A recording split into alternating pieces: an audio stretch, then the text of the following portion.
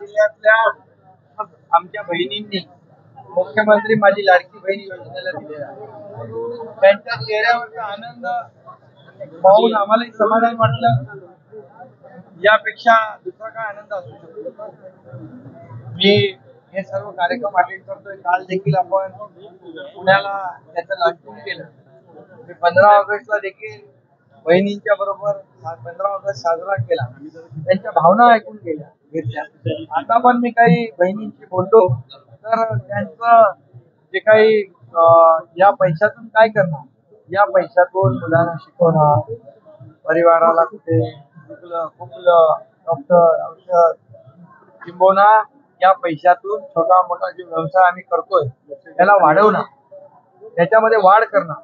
आणि म्हणून आम्ही सांगितलं की या बहिणींच्या पाठीशी सरकार खंबीरपणे उभा आहे.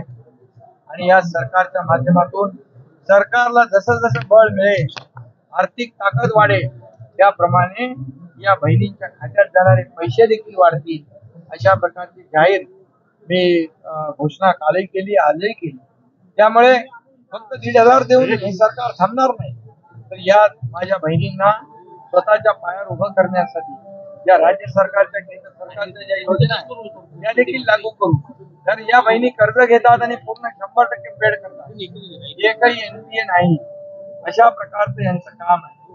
आणि त्यामुळे या माझ्या बहिणींच्या पाठीशी सरकार उभं राहील. यांना आम्हाला लखपती झालेलं पाहिजे आणि प्रत्येकाला आपापला छोटा मोठा उद्योग व्यवसाय या ठिकाणी करण्यासाठी जे जे काही सहकार्य करता येईल ते आम्हाला करायचे. कारण महिला बचत गटाला देखील आपण रिव्हॉल्विंग फंड वाढवून दिला, CRPचं मानधन वाढवलं. आज महिला बचत गट जवळपास 60 लाख 70 लाखापेक्षा महिला त्या बचत गटांमध्ये आहे. तो आकडा आम्हाला वाढवायचा, स्वतःच्या पायावर यांना उभं करायचं. महिला ही कुटुंब प्रमुख असते. तिला आर्थिक ताकद दिली, तिला सक्षम केली, तिला आत्मनिर्भर केली आणि आत्मसन्मान महिलेला मिळून दिला, बहिणीला मिळून दिला तर ते राज्याचा विकास होतो, देश पुढे जातो. आणि म्हणून महिला सक्षमीकरणाशिवाय आपल्या देशाची राज्याची प्रगती या वेगाने होऊ शकते. आणि म्हणूनच आम्ही या कार्यक्रमाला पैसे काढत असताना सध्या आता बँकेमध्ये मोठी गर्दी होताना पाहायला मिळते, वादावादी कर्मचाऱ्यांमध्ये होताना पाहायला मिळाले. आपल्याला सांगतो या सुरुवातीपासून या योजनेला सुरुवातीपासून पहिलं म्हटलं ही योजना बोगस आहे, तुमच्याला खात्यात पैसे येणार नाहीत, तुम्हाला पैसे मिळणार नाहीत, हे चुनावी जुमला आहे. पण जेव्हा पैसे यायला लागले तेव्हा त्यांचे डोळे पांढरे झाले आणि मग म्हणाले लवकर लवकर पैसे काढून घ्या, लवकर लवकर पैसे काढून घ्या. हे म्हणत होते विरोधक. मी तर त्यांना सावत्र व्हावे पाहू आणि ते पण कपटी सावत्र भाऊ. कारण कपट कारस्थान करून या माझ्या बहिणींच्या खात्यात पैसे जाता कामा नये, माझ्या बहिणींना पैसे मिळता कामा नये, हा एकच उद्देश त्यांनी डोळ्यासमोर ठेवला. आणि म्हणून ही योजना अतिशय यशस्वी झाली आहे. आज पाहतोय की मोठ्या प्रमाणावर महिला इथं आल्या आणि बहुतेक महिलांना सातारा जिल्ह्यातल्या खात्यात पैसे गेले. ज्यांचं आधार स्थिरिंग राहिलंय त्यांनाही खात्यात पैसे जातील. जे 31 ऑगस्ट पर्यंत फॉर्म भरतील त्यांनाही पैसे मिळतील.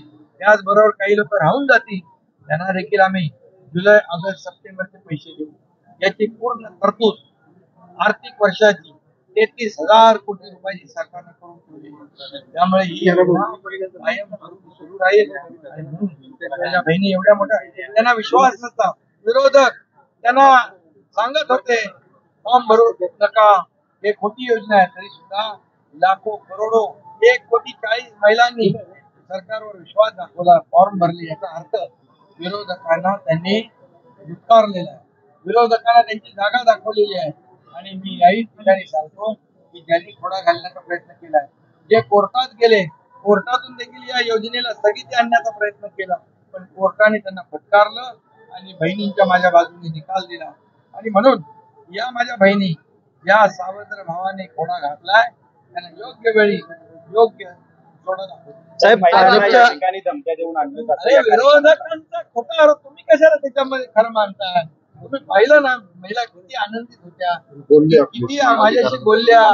हे विरोधकांचा खोटा किती प्रचार करतील, जेवढा खोटा प्रचार करतील माझ्या बहिणींना म्हणाले की ठीक आहे का, हे लाच आहे का, हे विकत घेत आहे का, हे सगळे शब्द जे आहे या विरोधकांकडून अपेक्षित नव्हते.